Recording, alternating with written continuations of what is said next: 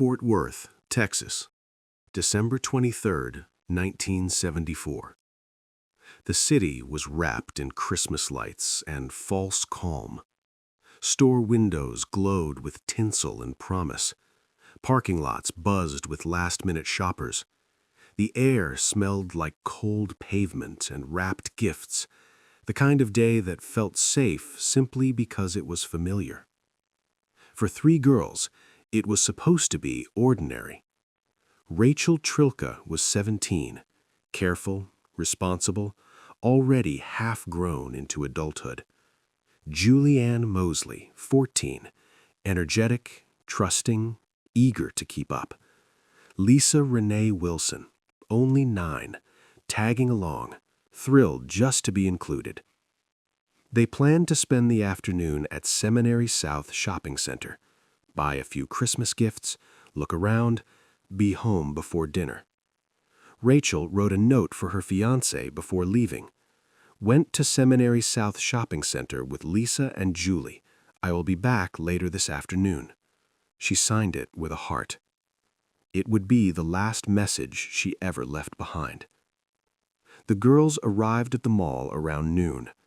They parked Rachel's Oldsmobile in the lot and disappeared into the crowd, 3 figures swallowed by holiday noise. And then they were never seen again. Hours passed. Afternoon slid into evening. The Trilka family waited, then worried, then panicked. Rachel was responsible. She always came home. She would never stay out late without calling. As darkness settled over Fort Worth, the phone stayed silent. That night, the Oldsmobile was found, still parked at the mall, doors locked, presents inside, no signs of a struggle. It was as if the girls had stepped away for just a moment and never returned. Witnesses would later come forward. Some said they saw the girls talking to a man near the car, calm, not alarmed. Others claimed they saw them leave with someone who looked authoritative, a man who seemed to know what he was doing. Descriptions conflicted, details blurred, but one thing remained consistent. The girls did not look scared. Searches began immediately. Police combed the area. Volunteers scoured nearby fields and backroads. Posters went up across Texas. No bodies, no evidence, no clear suspect. Just 3 empty spaces where 3 young lives should have been. Christmas came anyway. Presents sat unopened. Chairs stayed empty. And Fort Worth learned something terrifying. A crowded place doesn't guarantee safety. And sometimes people don't vanish in darkness. They vanish in plain sight.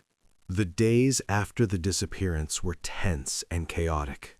Families and friends of the 3 girls scoured neighborhoods, calling out their names and leaving flyers in every store and corner. Police worked tirelessly, but leads were scarce. Detectives quickly realized the case was unusual. The girls had vanished without a trace.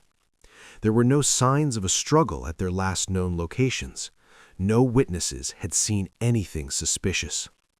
"It's as if they simply disappeared," one officer muttered, frustration and fear mixing in his voice. The community reacted with shock and fear. Local schools increased supervision, parents warned children to stay close, and neighborhood watch programs were formed. The idea that 3 young girls could vanish in broad daylight gripped the city. Investigators examined possible connections. Could it be a runaway case? The girls had no history of leaving home. Was it the work of a serial offender? Nothing in Fort Worth's records matched the pattern. Could someone familiar with the families be involved? That theory caused a wave of suspicion across neighbors and acquaintances. As days turned into weeks, the sense of dread grew. The city of Fort Worth had never experienced a disappearance like this before. The more the police searched, the deeper the mystery became, and the fear spread like wildfire through the community. Some disappearances leave no evidence, only questions that echo through an entire city. Weeks passed, and frustration weighed heavily on Fort Worth police. Each tip seemed promising at first, only to vanish into dead ends. The girls' families grew desperate, turning to local media to plead for any information. Detectives expanded the search radius. They checked abandoned buildings, riverbanks, and construction sites. Volunteers formed search parties, combing neighborhoods and calling out names. The National Center for Missing and Exploited Children began to take notice, providing support and resources. Rumors spread throughout the city. Some suspected a stranger lurking near the girls' homes. Others whispered about a possible cult or organized group, given the precision and speed of the disappearances. Fear became pervasive.